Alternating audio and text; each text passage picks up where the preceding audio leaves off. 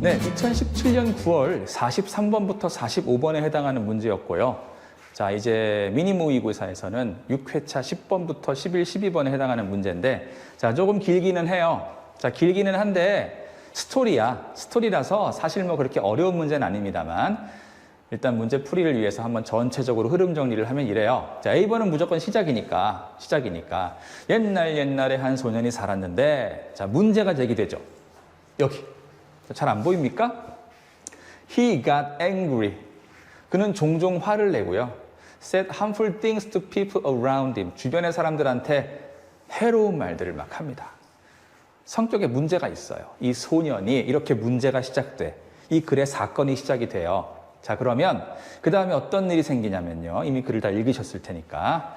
자, 이 소년의 아빠가 걱정한 나머지 한 가지 묘안을 생각해내서요. 소년한테 이렇게 얘기를 합니다. 그게 이거예요. 첫 번째, 화날 때마다 못하고 해머를 가져가서 울타리에 못을 박아라. 화날 때마다 못을 박아라. 먼저 얘기를 해요. 그리고 소년이 그 일을 수행을 합니다. 그랬더니 아빠가 두 번째 미션을 줘요. 두 번째 미션은 뭐냐면, 자, 그럼 이번에는 네가 화를 참을 때마다 못을 뽑아라. 이렇게 얘기를 합니다.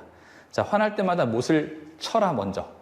못을 박아놓고 나중에는 화를 내지 않았을 때, 화를 잘 참았을 때마다 못을 뽑아라라고 해서 못을 뽑아서 at last, 결국 the boy was proud of himself. 그 자신에 대해서 굉장히 자랑스러워했어요. As all the nails were gone. 다 뽑아서 못이 없어진 후에는. 그리고 아빠한테 자랑을 하죠.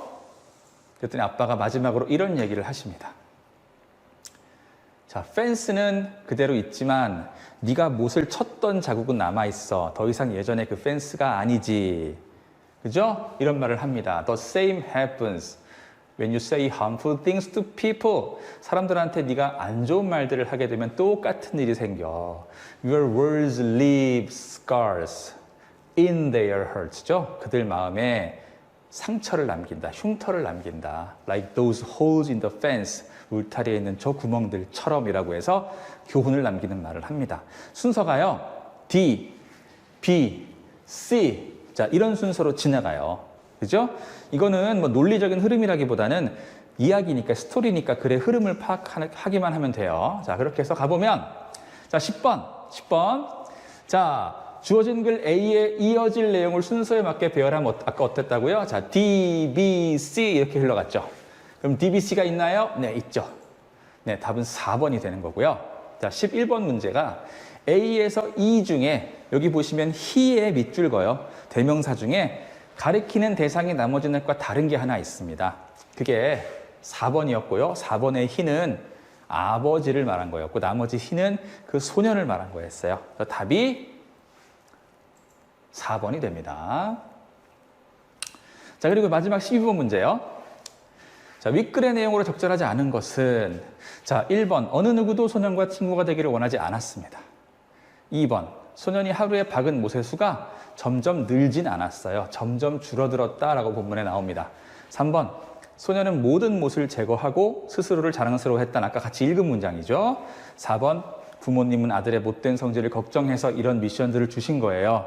5번, 소년은 못을 박기 시작한 첫날 37개의 못을 박았어. 37번 화를 낸 거죠. 자, 여기서 적절하지 않은 거, 맞지 않는 것은요. 네, 2번입니다.